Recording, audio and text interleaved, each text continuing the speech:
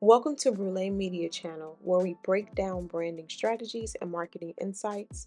Today, we're going to be talking about Blake Lively's press tour for It Ends With Us and how her branding choices missed the mark. What happens when a celebrity's brand promotions completely clash with the message of the movie? Well, that's exactly what happened with Blake Lively's press tour for It Ends With Us, where she stars as Lily Bloom.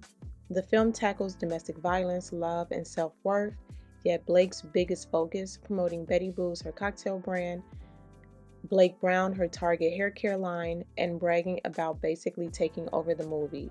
Oh, and she even styled herself with pieces from Ryan Reynolds and Gigi Hadid's closet. Fans didn't love it, and honestly, I see why.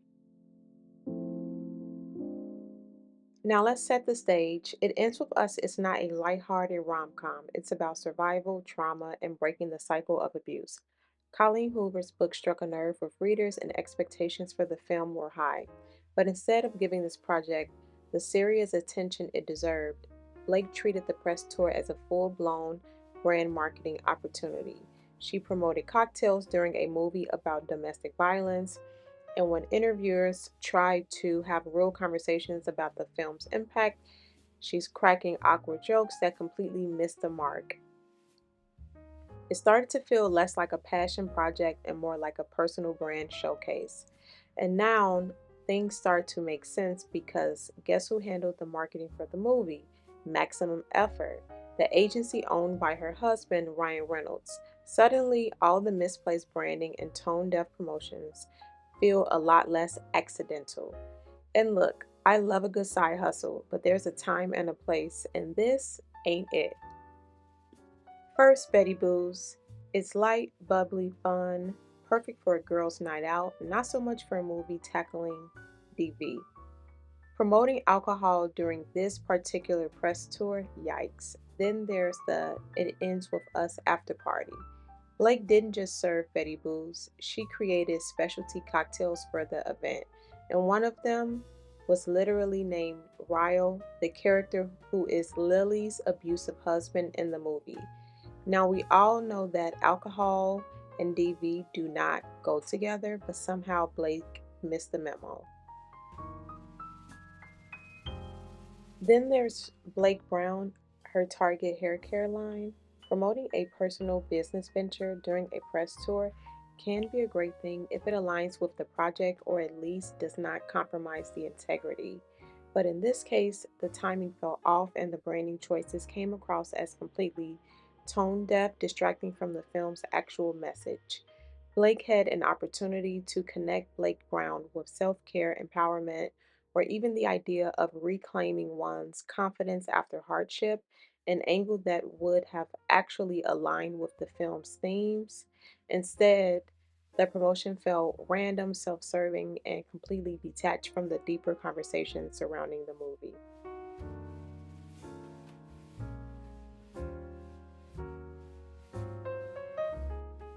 And let's not forget her clothing choices. Instead of aligning with Lily's softer, more feminine character, Blake chose a mix of masculine and feminine looks, drawing attention to her personal style rather than the characters.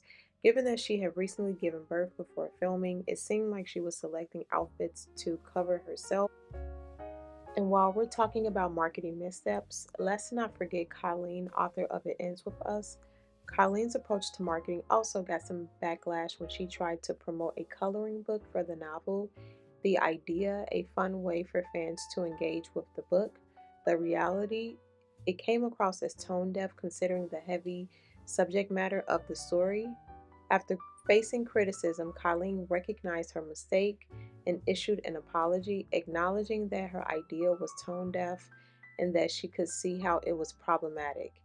This example shows how much Colleen, much like Blake, could have benefited from a more thoughtful and considerate marketing strategy, one that better aligns with the story's themes and the audience's emotional connection to the characters. It's clear Blake or Colleen does not understand marketing because the messages Blake was sending was all over the place. On top of everything, Old interviews resurfaced, revealing Blake's nice nasty side, and fans started noticing tension between Justin, the director, and the cast. While Justin did solo interviews, the rest of the cast stuck together.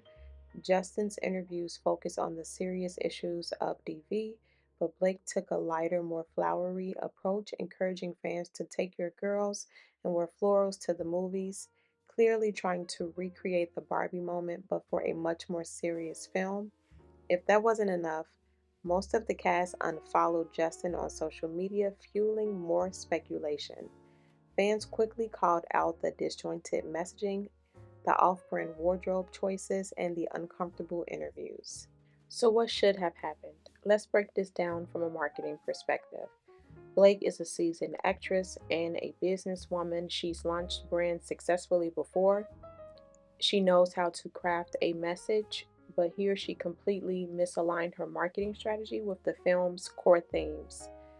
Let's start with product placement and brand timing. Betty Boos should have been left out if she had to promote her brand. There was a way to do it more thoughtfully. She could have kept her cocktail line separate from the press tour entirely, instead, serving a royal themed drink. That's a massive oversight. A more thoughtful approach would have been curating an event that centered around healing, resilience, and even using the platform to amplify survivor led initiatives. Promoting a hair care line during a DV focused film is tricky, but if done correctly, it could have actually worked. Instead of just pushing products at random, Blake could have strategically connected her brand to themes of self love, self care, and empowerment ideas that align perfectly with Lily Bloom's character arc. Imagine if she had framed the launch around survivors reclaiming their confidence, or if a portion of the proceeds from Blake Brown's Target sales had gone towards DV shelters or women's empowerment programs that would have added value rather than feeling tone deaf. Now, let's talk about the wardrobe debacle. When an actor plays a character, especially one from a beloved book, fans expect authenticity. Instead, Blake turned the wardrobe into her personal styling project, and it showed. The mix of masculine and feminine pieces might reflect her aesthetic, but it clashed with the reader's vision of Lily Bloom. The solution: Blake should have let the professional wardrobe stylists do their jobs. They could have found a balance between dressing her post baby body in a way that made her feel comfortable while still staying true to Lily's character. And finally, how she handled interviews. Blake is known for her quick wit and playful sense of humor, and in the right context, it works. But when you are discussing a story about DV, joking around and dodging serious questions isn't just awkward, it's alienating. A stronger approach, balancing lighthearted moments with genuine conversations about the film's themes. She didn't have to be somber all the time, but taking a moment to acknowledge the weight of the story and its real impact would have gone a long way. Compare her approach to actors who have starred in films tackling heavy topics.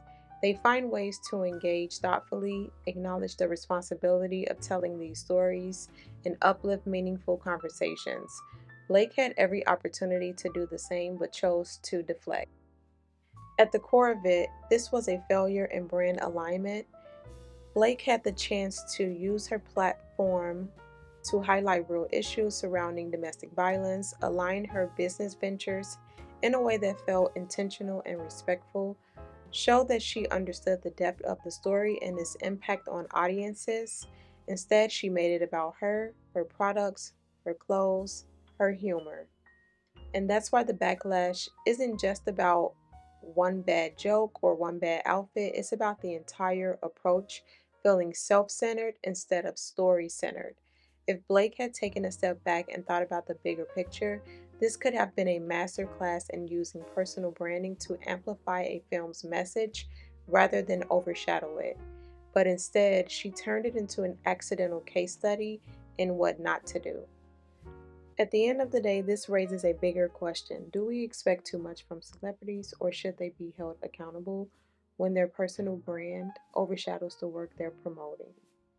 Because Blake Lively isn't just an actress, she's a businesswoman, and in this case, the business started to feel bigger than the movie itself. As you may know, Blake and the film's director, Justin Baldoni, are currently in a legal battle. The drama behind the scenes was even messier than the movie itself, but I'm wishing the best for everyone involved. So, was Blake's press tour a branding disaster, or is the backlash overblown? Drop your thoughts in the comments. For more videos like this, subscribe, like, and comment below.